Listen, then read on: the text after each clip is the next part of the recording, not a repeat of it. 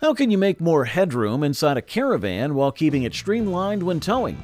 In the 1930s, Australian engineer John Jennison came up with a smart solution to this problem, creating one of Australia's most popular types of caravans today, the pop-top.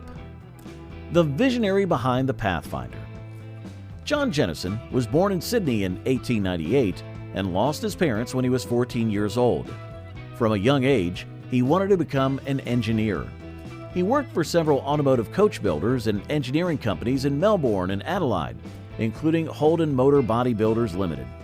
In 1926, while riding his motorcycle back from a trip to Perth, he noticed a garage for sale in Salisbury, South Australia.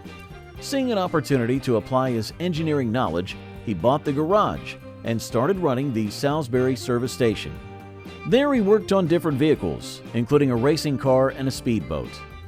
On a warm night in Salisbury in 1933, his wife Doris was reading an English magazine about caravans. The Caravan magazine had just started that year. She became interested in the idea of traveling in a caravan. Jennison quickly grabbed paper and pen, and both of them stayed up late designing their first caravan. By the next morning, he had already started building it. Jennison had no guide to follow, so he based his design on English caravans. It had full height, a curved roof that sloped at the front and rear, and very little ventilation. It was heavy, hot, and uncomfortable in the South Australian summer. He completed it just before Christmas in 1933, and people in the area became curious about it. During a summer trip, Jennison found that he had to constantly check its stability. After that trip, he sold it and built a second caravan with some improvements. Sydney businessman Bertram Hassel visited to inspect the second caravan, considering buying it. He thought it was too tall to tow behind a regular car. However, he trusted Jennison's skills enough to order a modified caravan with a lower roof. Jennison then began thinking about how to lower the roof while allowing enough headroom when parked. Now, before we dive into the production details, could you do us a quick favor? If you enjoy this video, please like it and subscribe to our channel. Over 98% of you watch without subscribing. Imagine the impact if everyone did. It's free and it means a lot to us. Thanks a bunch. Birth of the Jennison Pathfinder. In the 1920s, British caravan designers faced challenges in making caravans more aerodynamic. Some manufacturers, including Eccles and Shadow, built collapsible caravans where the entire roof and top half folded down over the lower section before towing. This approach looked practical, but required complex lifting mechanisms that often failed due to road vibrations. In addition, weather seals frequently leaked during rain. In the early 1930s, German manufacturer Aris Detlefs designed caravans with roofs that could be raised and lowered manually, which provided a partial solution but still required manual effort. In Australia, early manufacturers created low-height camper trailers, which were easier to manage and more suited to local weather conditions. However, these designs required the use of canvas, which was not always convenient. Jennison addressed the aerodynamic limitations of full-height caravans by creating a design where only the roof needed to be raised. When lowered for travel, the caravan had better aerodynamics, and when raised at a campsite, it provided headroom and ventilation. To achieve this, Jennison developed a mechanism that connected 4 worm drive rods, positioned at each corner, to a continuous chain. This allowed the roof to be raised and lowered using a single handle. Jennison also designed a detachable canvas skirt to seal the gap between the roof and the caravan when the roof was raised, making it waterproof. Jennison patented this idea in 1935. The patent described it as a movable roof, but he later called it a telescopic roof mechanism. In later years, Australian caravan users referred to this design as a pop-top. Photographs taken behind the Salisbury service station in the mid-1930s showed the lightweight structure of Jennison's early caravan frames. However, these images also revealed difficulties in maintaining rigidity in the early prototypes. A hand-drawn crossmember on a photograph indicated where Jennison saw the need for additional lateral strength. Later pop-top models included a permanent crossmember in the roof. A rare prototype from around 1934, restored by a vintage caravan forum member, featured masonite panels instead of canvas skirts. These panels may have been used in early production models before being replaced by canvas in later versions. Early popularity and adoption of the Jennison road cruiser.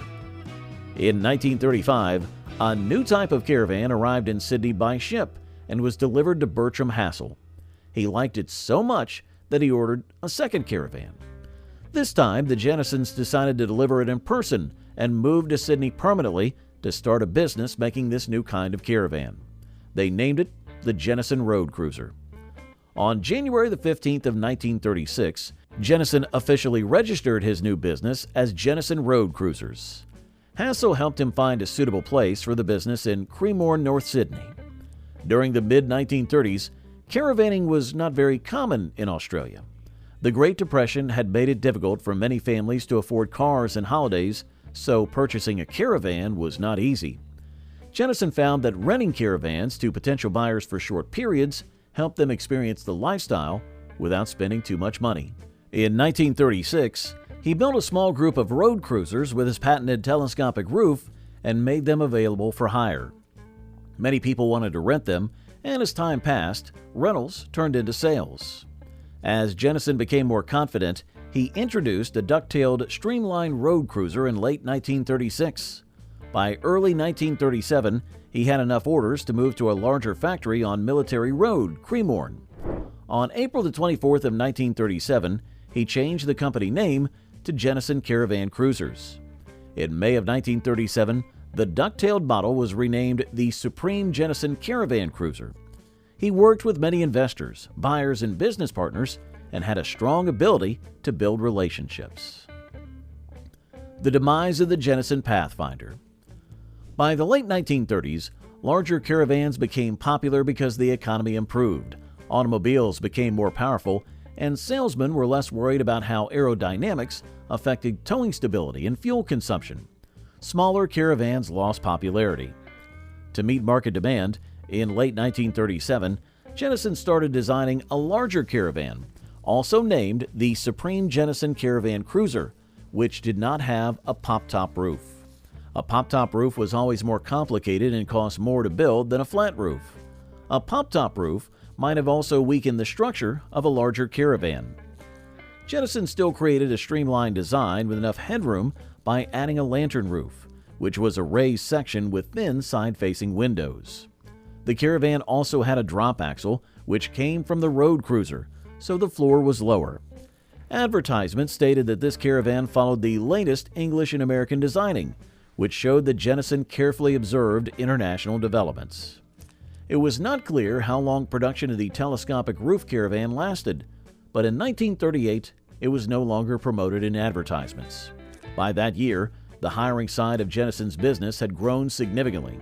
Between 1938 and 1940, Jennison worked with a Sydney company called Transport Engineering Corporation, which built Nomad caravans.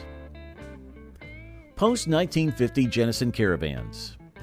Before he passed away too soon in 1950, Jennison stayed busy working on Pathfinder caravans, improving their design and making changes. He always had many projects going at once. He changed American-made Willys Jeeps into four-wheel drive wagons so they could be used in rough areas along with his caravans.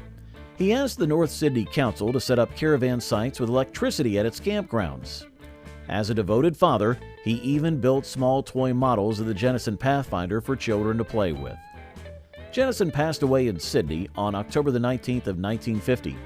After his death, Richard Pyme bought the Jennison Caravan business and moved production to Artarmon in North Sydney. The company kept making Jennison Pathfinder caravans until 1961, then stopped twice before dropping the name partly in 1962 and fully in 1964. By 1969, new caravans no longer carried the Jennison or Pathfinder names. A company advertisement in the Sydney Morning Herald on April the 20th of 1963 claimed that Donald Campbell chose a Jennison Pathfinder as his personal caravan while trying to set a land speed record with the Bluebird on Lake Eyre in 1963, though this was never confirmed. Strong competition in the market and the loss of Jennison as the leader caused caravans built in the late 1950s and 1960s to lose their reputation as the aristocrat of caravans. By the late 1960s, the Pathfinder brand had sadly faded away. The Jennison Pathfinder wasn't just a caravan, it was a revolution on wheels, changing how Australians explored the open road. Its innovative design set the stage for modern caravanning. Do you think vintage caravans had more character than today's models? Let us know in the comments. And don't forget to like, share, and subscribe for more amazing stories.